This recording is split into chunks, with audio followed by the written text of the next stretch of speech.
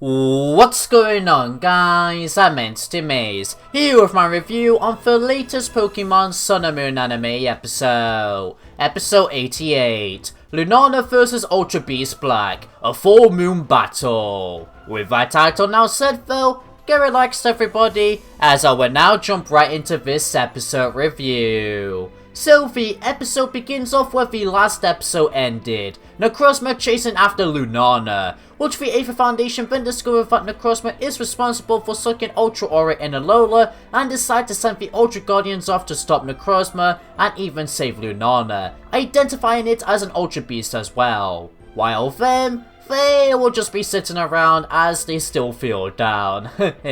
Meanwhile, in the air though, Team Rocket's special team arrive in Alola, but start to feel down due to the Ultra Aura energy getting sucked away, but they still try their best to stay to their plan, even telling the Team Rocket trio when they witness the Ultra Beast flying in the air to stay out of it, as they are capturing the Pokemon for themselves, which Jesse and James easily follow this order due to still feeling down, but Mia throughout the episode tries to bring their mood up to capture the legendaries for themselves.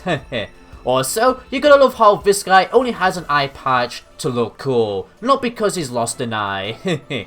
Jumping back into the action though, the Ultra Beasts head to Meli Island, but Tapu Koko manages to stop Necrozma from grabbing Lunala by using only one of its arms. That's amazing. However, Necrozma does break free and starts to engage in a full battle against Lunala, which was extremely epic to witness. I really love the Shadow Force Lunala was using too. The Ultra Guardians eventually catch up with these Ultra Beasts and pitch in to do damage on Necrozma, using their right Pokemon. But this of course enrages Necrozma, and when he attacks them, Lily, being the bad luck girl she is, falls off Altaria. But Lunala manages to save her, and Lily hugs it. There's been a reference to the multiple artwork of Lily hugging Lunala. Lily really does love hugging legendaries too, huh? What? Are you expecting me to say something else about Lily? I ain't got nothing to say. Okay, moving on. We get to Ash X Gladio moment, but eventually Necrozma fuses with Lily is cute. Okay. Eventually, Necrozma fuses with Lunala and becomes Dawnwing's Necrozma, which that transformation was so bewildering to witness. However, Team Rocket then capture this Pokemon, but easily gets stopped by the Ultra Guardians, and then out comes our boy Nebby out of an Ultra Wormhole to save the gang from the three Dawnwings Necrozma. It's successfully unfusing, which Necrozma then battles Nebby, but ends up becoming fused too, which Necrozma then decides to flee now for an unknown reason at this moment in time. Overall though, my god, what an epic 14 minutes of non-stop action. It was superb. Gotta love that 2-second reunion Ash and Nebby had too. That was heartwarming, despite being so small. Soon as Necrozma fleed though, the adults start to feel better, and Team Rocket retreat for now, while the Ultra Guardians take Lunala to the Ultra Guardians base to heal it up. Which everybody comes up with a plan that once Lunala heals, to go to Ultra Space and rescue Nebby. Fabber also finds out the identity of Team Rocket. Towards the end of this episode though, when the gang get motivated, their Z-move energy starts to get absorbed by Lunala, which heals the Pokemon fully, ending the episode off there. But before we did get to see that, the Kahunas were praying to the Tapus I believe, which was to help them save them from the upcoming crisis Alola was going to face. And our girl Lily even said Lunala was warm. Man. The warm Lily jokes will never die. It's so warm. With that story now said though, let's now move on to my overall thoughts regarding this episode. My god, it was magnificent. Before I had even watched this episode, I was kinda pissed off because my favourite video ever on this channel that I spent too long making got copyrighted.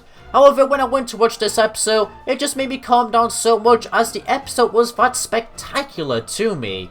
It had me jumping up and down on my chair during the Necrozma battles as it was that hype inducing. This lasted most of the episode as you can tell too. And finally, even the ending scenes for this episode had me so intrigued due to that random Z power being absorbed by Lunala, and I even know that the next episode will be packing a lot of story in due to watching a preview, so that's very exciting. And of course this episode is what built up to that. So that build up feels satisfying already for me too. Pretty much though, that's the episode in a nutshell. It was just 40 minutes of these legendary Pokemon battling against each other and healing Lunala for the rest of the episode. So there isn't much plot within this one, mostly focusing on action instead.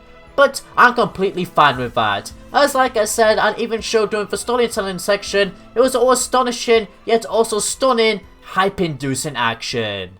Now yes, it's not as great as other battles we've gotten to witness in this series so far, you can even tell the animation is a bit limited too, but it still holds a good spot on my list of the best action we've seen in this series so far. Like legit, it's just so defined to me. If I was to pick out a disappointment with the action though, that would just simply be that Dawnwing's Necrozma did not last long whatsoever. I was hoping to see a bit more of it, but nope, Nebby just came so fast to save the day. In fact, that's another disappointment. It just felt so convenient for Nebby to come at that moment in time too. I would have loved to see the Ultra Guardian struggle battling against Dawnwing's Necrozma first, making the moment feel way more intense, which would have pleased me dearly. Apart from those two factors though, nothing else really disappoints me regarding this episode. I know some people will have not liked Team Rocket not being as epic as they hope them to be, but I feel like that would definitely happen in the next episode, making up for this episode. You gotta bear in mind too, that the writers decided to add this whole Ultra Aura affecting the adult side plot, so of course Team Rocket would be feeling down. And I did find it to be quite humorous at times as well. Again though, it doesn't really get explained why the Ultra Aura only affects the adults. It's only said that Necrozma was the one sucking it from the world and the legendaries. But I'm still hopeful that eventually it will get explained, as it was too plot convenient. If not, then that will downgrade this episode, much like the other one as well.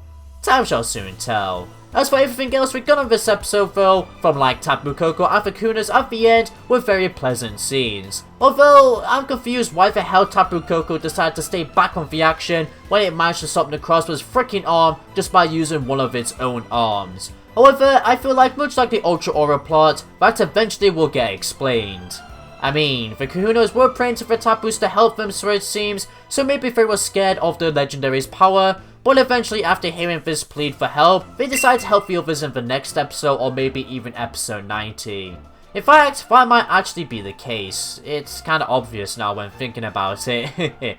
So there's no need to downgrade Tapu Koko as well. For those confused to where the hell Hapu was though, well, in the Pokemon games, we watch her become a Kahuna because Pony Island didn't have a Kahuna at that moment in the game. So maybe this will be the same exact case for this anime as well, which will make such an intriguing plot, hence its disappearance in this episode.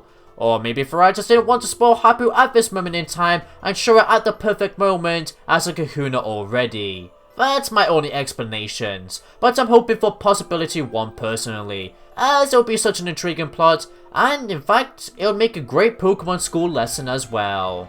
Overall though, that basically concludes my thoughts on the story as a whole. So, let us now move on to the animation and music aspects regarding this episode. Firstly for the animation, it was fluid throughout the whole thing, but my favourite highlights have to come from all the scenes where we see Necrozma suck Ultra Aura from the legendary duo. It looked very pretty, all the legendary moves were so beautiful to witness, especially Solgaleo's signature move, and finally, I quite enjoyed the slow motion during the Tapu Koko scene. It helped it feel more suspense and worked perfectly animation wise. As you can tell, basically the entire battle scenes were the only really cool animation highlights. However, I also feel the need to say this next thing, which is more of a personal nitpick, as I feel like I'm the only one who has an issue with this. But I believe the lighting of the characters during the final sections of this episode looked so weird in the Sun and Moon art style. It would have worked perfectly with the XY art style, but with Sun and Moon's, it just feels so wrong for some reason.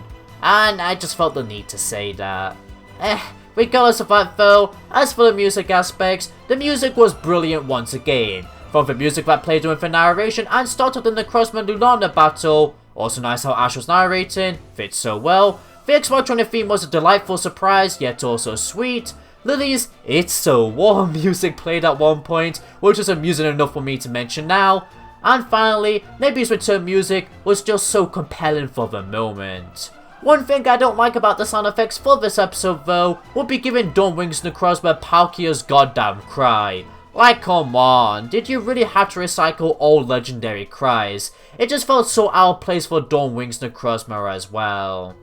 With that said though, that concludes all the sections for this review. So all that's left is to give a rating for this episode, which I'm going to give it a great rating. For sure, it was one jam-packed action episode which will have you feeling electrifying strings run down your body. It was captivating, so you don't want to miss out on this one. However, if you have seen this episode, then let me know in the comments down below what you actually thought of it though. I'd love to hear. However, that concludes it for this review now. So everybody, if you enjoyed this video, then be sure to consider leaving a like and a subscribe for future Pokemon content. It helps out a ton. You'll also become a member of the Entity Squad. And today's squad member shoutout goes to ACJ Monkey. Hey, glad you liked the looks of the next episode, and hopefully you enjoyed this review. As always too, thanks for being a regular viewer. If you want a chance to get a shoutout at the end of my videos like this person, then be sure to use the hashtag Entity Squad. For now though, this is Entity Maze, signing out. Thank you for watching.